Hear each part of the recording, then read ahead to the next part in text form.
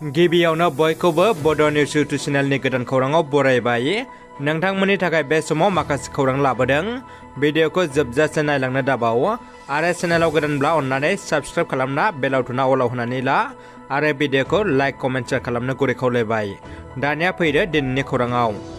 गिबि खौराङाव दङ दिनै गसाइगाव सोहोरनि सिङाव थानाय महकुमा बिजाब बाख्रि नब्लाङाव थांनाय 2023 मायथाइनि SSLC आरो HS आनजादाव 80 जौखोन्दोनिबो बांसिन नम्बर लानानै उथ्रिसारनो हानाय गसाइगाव महकुमानि सिङाव थानाय गुबुन गुबुन फरायसालिनि गासै 33 फरायसुला फरायसुलिफोरखौ बरनायजों लोगोसे मान बिलाइ गथायो गसाइगाव महकुमा खुंथाया। बे हाबाफारियाव गसाइगाव महकुमा बेंगिरि आरण्यक सैखियाजों लोगोसे इलेक्शन अफिसार आहमेद दौला ठाकुरिया, लेङाइ महकुमा बेंगिरि अमृता दत्त आरो गसाइगाव फरायसालिमानि बिबुंगोरा प्रदीप दास आरो कुसुगाव ब्लक एलिमेन्टारि इडुकेसन अफिसार सुदांशु साहजों लोगोसे गुबुन गुबुन फरायसालिनि फोरोंगिरि आरो गोबां फरायसुला फरायसुलिफ्रा बाहागो लायो। सावगारियाव नुनाय समल बर'आ गोमानानै दङ। तामुलपुर महकुमानि सिङाव थानाय साहा गान्धीबारि सोमलेबारि गामिनि थागिबि समल बर'आ गोमानानै दङ। समल बर'आ थांनाय 16 जुन खालि हरनि 1:30 रिंगा समाव गावनि न'आव उन्दुनायनिफ्राय सिखारनानै बायजोआव ओंखारदोंमोन आरो बायजोआव ओंखारनानै थांनायनिफ्रायनो दासिमबो न' फारसे गिदिंबोफिनाखै। बे सावगारि मानसिखौ जुदि सोरबाफोर सुबुङा लामा सामाफ्राव गोदाव सोराव नुसनबायोब्ला 6000202065 जानबुं नम्बराव फन खालामनानै खोन्थाहरनो थाखाय न'खरनिफ्राय खावलायहरदों। जोबोद दुखुनि खौरां।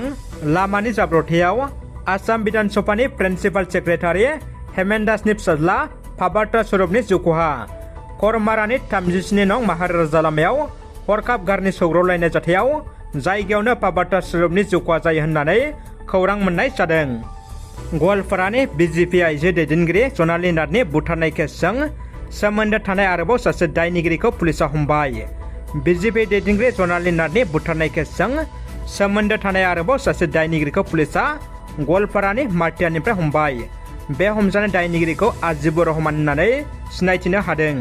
बे दायनिगिरिखौ बुथारनाय केसनि गुबै दायनिगिरि हासनुर इस्लामनि जनाली नाथनि बुथारनाय केसआव सोमोन्दो दं होननानै फोरमायथिना होनायनि उनाव आजिबुर रहमानखौ हमदों होननानै मिथिनो मोन्दों। थिपकाय हालामनि नार्साइबिल गामियाव हाग्रानि मैदेरनि उदखार। क'क्राझार जिल्ला पर्बतजरा महकुमानि सिङाव थानाय थिपकाय हालामनि सांमान्दा पाट 3 नार्साइबिल गामियाव थांनाय मोनानि 8 रिंगासो समाव हाग्रानि मैदेरा फैनानै अशक ब्रह्म आरो सकेन नार्जारिनि न' एन्जरखौ बिसिनानै माइ जानाय समावनो अन केमेरायावनो सेबखांनायखौ नुनो मोननाय जादों। लोगोसे खगेन नार्जारिनि दै लोंनो थाखाय ड्रामाव 300 लिटारसो दै दंमोन, बेखौबो लोंलांना गय बागानाव गायनाय थालिर बिफांखौ जानायजों लोगोसे गय बिफाङाबो गोबां खहा जानायखौ नुनो मोननाय जादों। मख'नो गोनांदि थिपकाय फरेस्ट बिट अफिसनि मावथि हान्जाया गोब्राब नाजाथाबनानै जाथायसालिनिफ्राय मैदेरखौ होखारहरजोबनो हानानै सान्थि लाबोनो हादों होननानै गामिनि सुबुंफ्रा फोरमायदों। CBI आसामाव सा 2 गागि BSNL मावख'गिरिफोरखौ आयेन बेरेखा हाबा मावनायनि दायाव हमनो थाखाय आखायाव लादों। आसामाव भारत संसार निगम लिमिटेड BSNLनि गागि जेनेरेल मेनेजारखौ लाफानानै गासै सा 2 मावख'गिरिफोरजों लोब्बा थानाय मोनसे आयेन बेरेखा जाख्लनाय केसनि सायाव सोलिबाय थानाय नायबिजिरनाय हाबाफोरखौ लानानै CBIआ मोन 25 थावनिफोराव मोनसे गोख्रों सिग्रामनाय हाबाफारि लादों होननानै खौरां मोननाय जादों। गोबाव समनिफ्रायनो लोमजाना थानाय BKWSनि गाहाय मावफुं सोद्रोमा मिहिनेश्वर बसुमतारी बिथांनि देहाया थाबैनो मोजां जाफिननांगौनि थाखाय इसोरनि सेराव आरज गाबदों। बिटिआरआव थाद'नाय गैयै अखा आरो दैबानानि जेंनानि फारसे नोजोर लाखिनानै बिटिआर सरकारा हेफाजाबारि जानबुं अनजिमा जारि खालामनाय जादों। दैबानाजों लोब्बा थानाय जायखिजाया हरखाब गोनांथि आरो हेफाजाबनि थाखाय CMनि फ्लाड कन्ट्रल रुमाव जगाजग खालाम। सावगारियाव होनाय जानबुं नाम्बाराव थोंजोङै हेफाजाब ला। दानिया फैदो जोबथा खौराङाव।